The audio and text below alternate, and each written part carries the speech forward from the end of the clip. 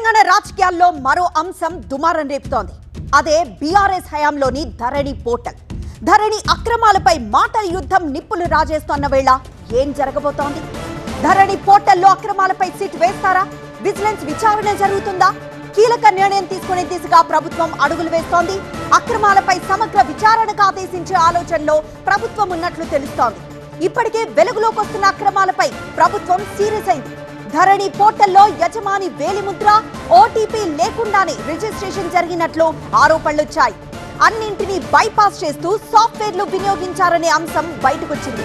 విదేశాల్లో ఉన్న వాళ్లకు తెలియకుండానే పేర్ల మార్పు జరిగిందనే ఆరోపణలొచ్చాయి. ఈ పరిస్థితుల్లో 8 లక్షల లావాదేవీల ఆడిట్ పూర్తయింది. అయితే 22,000 రిజిస్ట్రేషన్లలో తేడా ఉన్నట్లు గుర్తించారు.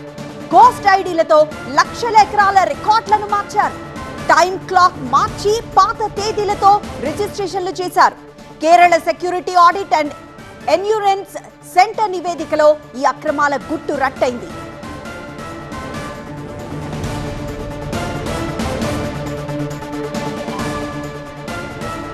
మరింత సమాచారం మా ప్రతినిధి ప్రభాకర్ లైవ్ ద్వారా అందిస్తారు. ప్రభాకర్, ఆడిట్ లో ఈ విషయాలు బయటపడ్డట్లయితే స్పష్టమవుతుంది. బట్ ఈ భూములు ఎవరి పేరు మీదకి రిజిస్టర్ అయ్యాయి?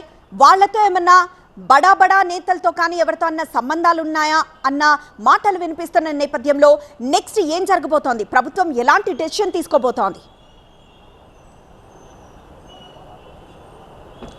ఈ మొత్తం అంశం మీద ప్రభుత్వం ఒక కీలక నిర్ణయం దిశగా అడుగులు వేస్తుందని చెప్పాలి. ప్రభుత్వం ఈ అంశంలో దాదాపు 8 లక్షల ట్రాన్సాక్షన్స్ జరిగితే దాంట్లో 22,000 ట్రాన్సాక్షన్స్ ధరణి పోర్టల్లో, అట్లాగే 340 ట్రాన్సాక్షన్స్ భూభారతిలో జరిగినట్టుగా ఇప్పటి వరకు గుర్తించారు. సో ఈ ట్రాన్సాక్షన్స్లో కంప్లీట్గా బైపాస్ చేసి భూములను రిజిస్ట్రేషన్ చేశారనే అంశం పైన కీలకమైన నిర్ణయం అయితే ప్రభుత్వం తీసుకొని ఉంది. దీనికోసం ఒక సిట్ స్పెషల్ ఇన్వెస్టిగేషన్ టీమ్ నైనా లేకపోతే విజిలెన్స్ ఎంక్వైరీనైనా ఆదేశించాలనే ఆలోచనలో ప్రభుత్వం ఉన్నట్టుగా తెలుస్తుంది. సిట్టుకి ఏర్పాటు చేస్తే సిట్టు పూర్తి స్థాయిలో దీనిపైన దర్యాప్తు చేసి ఎన్ని వేల ట్రాన్సాక్షన్ జరిగాయి, ఎవరెవరు దీనిలో ఇన్వాల్వ్ అయి ఉన్నారు, అసలు ఓటీపీస్ లేకుండా, వ్యక్తులు లేకుండా, బయోమెట్రిక్స్ లేకుండా ఎలా రిజిస్ట్రేషన్స్ భూ బదలాయింపులు చేశారనే అంశాన్ని పూర్తి స్థాయిలో తేల్చాలి, ప్రజల ముందు పెట్టాలనేది అయితే ప్రభుత్వం తీసుకున్న నిర్ణయంగా కనిపిస్తుంది. దీనిలో భాగంగానే అటు ప్రతిపక్షాల నుంచి వస్తున్న విమర్శలతో పాటుగా ప్రభుత్వం ఇప్పటికే కేరళ సెక్యూరిటీస్ ఆడిటింగ్ అష్యూరెన్స్ ఏజెన్సీకి సంబంధించిన సెంటర్తో ఒక ఆడిట్ రిపోర్ట్ను ప్రభుత్వం తీసుకుంది. సో దానికి సంబంధించిన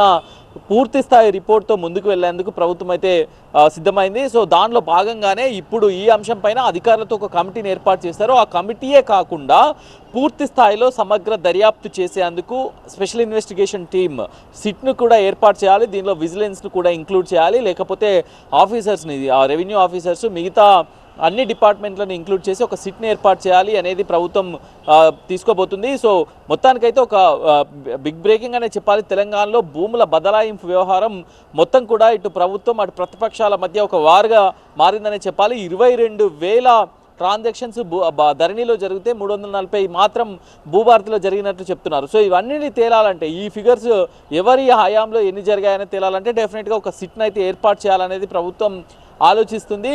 సిట్టు ద్వారానే ప్రతిపక్షాలకు కానీ ప్రజలకు కానీ వివరణ ఇవ్వాలనేది అయితే ప్రభుత్వం భావిస్తుంది. ప్రతిపక్షాలు ఆరోపిస్తున్నట్టుగా ఎవరెవరు దీనిలో ఇన్వాల్వ్ అయ్యారనేది కూడా పూర్తి స్థాయిలో తీసి ప్రజల ముందే పెడతామనేది అయితే ప్రభుత్వం చెప్తుంది. సో ఈ 8 లక్షల ట్రాన్సాక్షన్స్లో 22,000 ఏవైతే గుర్తించారో వాటిలో చాలా వరకు విదేశాల్లో ఉంటున్నవారు, యుఎస్లో ఉంటున్నవారు, యూకేలో ఉంటున్నవారు, ఇట్లాంటి వాటిలో అట్లాగే ఓల్డేజ్ పీపుల్కి వాళ్ళ ఆధార్ ఓటీపీ లేకుండా, వారికి సంబంధించిన బయోమెట్రిక్స్ లేకుండా పూర్తి స్థాయిలో వాళ్ళ లాగిన్స్లోకి ఎంటర్ అయ్యి డేటాబేస్ను క్లోనింగ్ చేసి, క్లోనింగ్తో పాటుగా కంప్లీట్ డేటాబేస్ని అంతా కూడా బైపాస్ చేసి ఈ అక్రమాలకు పాల్పడ్డట్టుగా ప్రాథమికంగా నిర్ధారణకు వచ్చారు. ఆడిట్ రిపోర్ట్లో కూడా అదే తేలింది. సిట్ వేస్తే పూర్తి స్థాయిలో దీనిపైన క్లారిటీ వచ్చే అవకాశం ఉంది.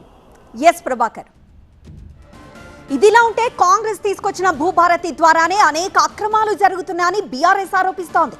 ఇప్పటి వరకు భూభారతి ద్వారా 10,000 కోట్ల కుంభకోణం జరిగిందని ఆ పార్టీ నేత ఆర్ఎస్ ప్రవీణ్ కుమార్ ఆరోపించారు. భూముల అక్రమ బదలాయింపులపై విచారణ జరపాలని డిమాండ్ చేశారు. మీరు తెలంగాణలో ఉండే ఈ 10,000 కోట్ల రూపాయల విలువైన భూములు ఏవైతే ఉన్నాయో ఈ భూములను మీరు కైంకర్యం చేసుకోవడానికి ఎన్ని అడ్డదారులు వీలైతే అన్ని అడ్డదారులు తొక్కుతా ఉన్నారు. స్పష్టమైన ఆధారాలతోనే మేము మాట్లాడుతున్నాం. మీరు 2026లో కూడా ఈ ట్రాన్సాక్షన్స్ జరిగినాయి. 2025లో జరిగినాయి, 2024లో జరిగినాయి. మళ్ళీ మీరు ఉల్టా మళ్ళీ ధరణి అని రాయిస్తున్నారు. మరి భూభారతిలో నా హయాంలో జరిగింది ఎందుకు రాయించట్లేదు శ్రీనివాస్ రెడ్డి గారు మీరు?